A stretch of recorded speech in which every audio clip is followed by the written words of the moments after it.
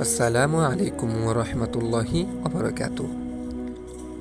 রমজান মাস যেহেতু ফজিলতপূর্ণ মাস, তাই এ মাসে অন্যান্য আমলের মতো দান সদকার ফজিলতও বেশি।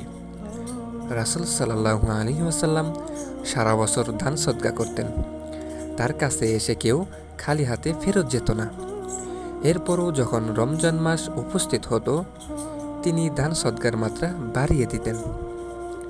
আবদুল্লাহ ইবনে আব্বাস রাদিয়াল্লাহু আনহু থেকে বর্ণিত, আল্লাহ রসুল সাল্লাল্লাহু আলাইহি ওয়াসাল্লাম ছিলেন সর্বশ্রেষ্ঠ দানশীল।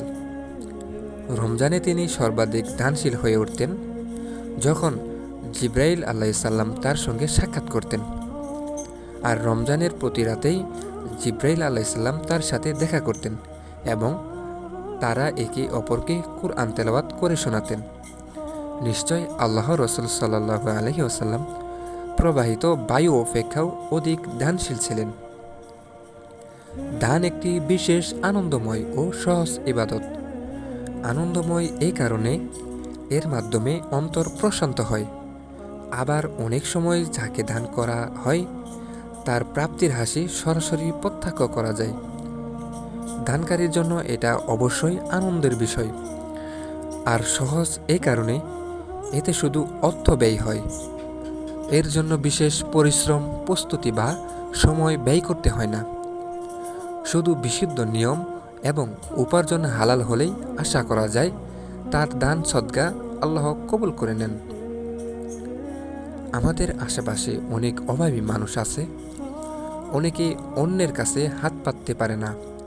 অনেকে অর্থের অভাবে পুষ্টিকর খাবার জোগাড় করতে পারে না। রমজানে সেসব মানুষের বাসায় মাছ, মাংস, খাদ্য সামগ্রী কিংবা অন্য কোনো উপহার বা সহায়তা পাঠানো এ মাসের অন্যতম গুরুত্বপূর্ণ আমল। রমজান সহ রাসূল সাল্লাল্লাহু আলাইহি ওয়াসাল্লাম সারা জীবনের সঙ্গে ছিল দান সদকা। দান মানুষকে জাহান্নাম থেকে মুক্তির পথ সুগম করে। সুতরাং রাসূল সাল্লাল্লাহু আলাইহি ওয়াসাল্লামের অনুসরণে এবং নাজাতের মাসে নাজাত ত্বরান্বিত করতে অধিক পরিমাণে দান সদকা করা উচিত। আসুন আমরা সবাই মিলেমিশে দান সদকার মাত্রা বাড়িয়ে দিই। আল্লাহ তাআলা আমাদের দানকে কবুল করুন। আমিন।